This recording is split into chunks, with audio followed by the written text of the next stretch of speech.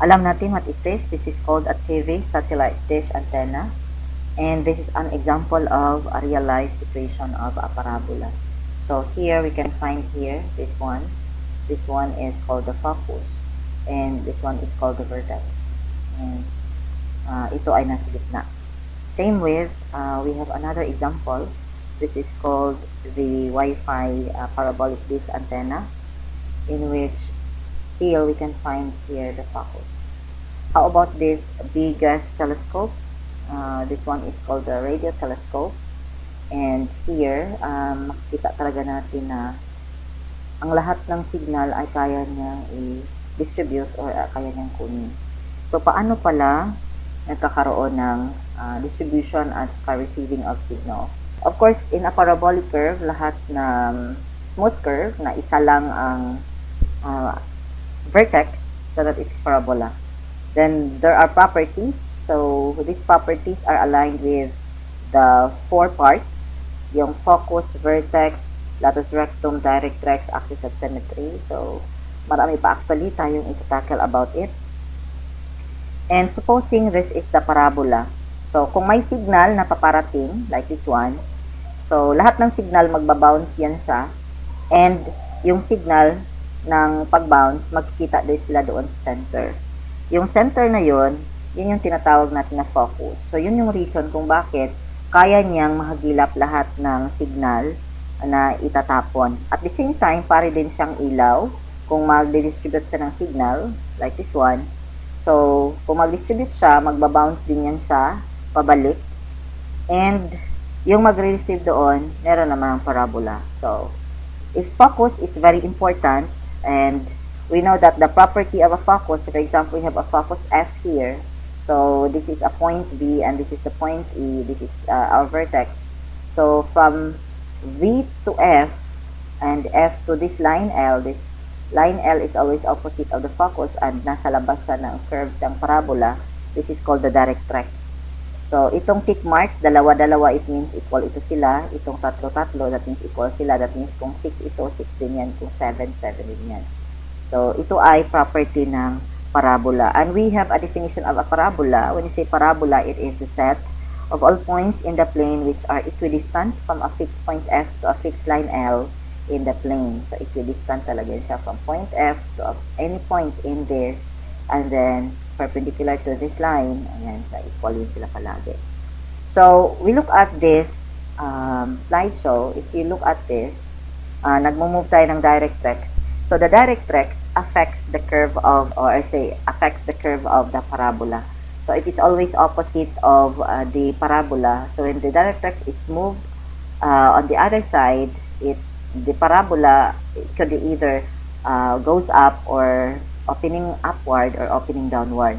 So, depende sa ating pag-set ng ating directrix, same with those points na nandoon sa mga fixed points. In the same manner, so for example, this one, this is a parabola opening to the left, then opening upward, meron din tayong opening downward. Pero makita natin yung focus ay palipat-lipat din. So, ang focus talaga ay nagdedepende din kung saan ang kanyang vertex. At the same time, tinitingnan natin yung vertex at saka yung point P. Of course, ang point P is a point that is equidistant from the focus to the directrix.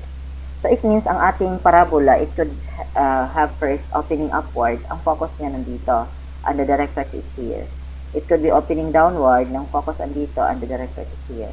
So, ang equation nito ay y equals x squared. Ito ay y equals x, negative x squared.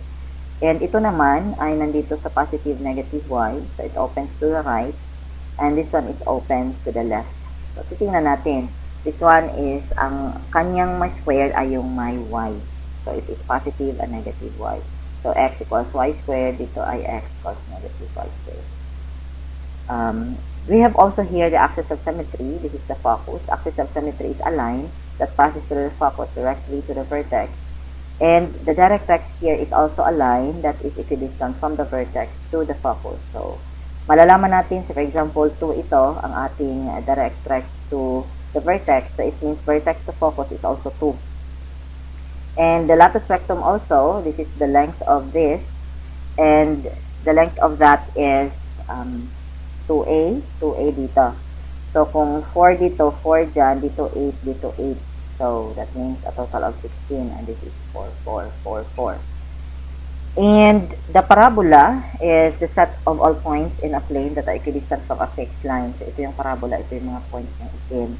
The directrix and a fixed point, not on the line, the focus. Yeah. So, the line through the focus and perpendicular to the directrix is the axis of symmetry. Makikita natin itong axis of symmetry kasi kung ano ang value ng y dito sa y coordinate ng ating vertex, yun ang axis of symmetry. The vertex of the parabola is located at the midpoint between the directrix and the focus. So, nasa gitna talaga ito siya. Okay, 1, 2, 3, 4. When we have a parabola, these are the parts. So, this is the parabola, this is the focus. Ito ay C units, that means this is also C units, this is the vertex. Axis of symmetry, this is the directrix. Yun yung titignan natin. Supposing we have the point focus, which is P0. For example, ang P natin ay 2. So, andito sa left side ang ating axis of, ang ating directrix. Okay. So, ang directrix natin ay, since galing dito, papunta dito is P, it means galing dito, papunta doon is negative P. So, that means this is x equals negative P. This is directrix. Equation of the parabola with vertex 0, 0. Kung may 0, 0 naman tayo, so for example ito, this is f and 0p, and we have here this point, papunta dito sa e. Alam natin na ito ay point negative xy. Why? Because ang ating dito ay negative x, ito naman ay y.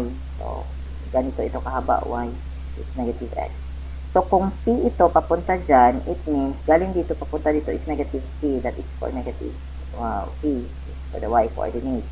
And ito naman ay negative xy. So, negative x1 ito sa kalaki, or say x kalaki. So, that means since it is to the left, that is negative x.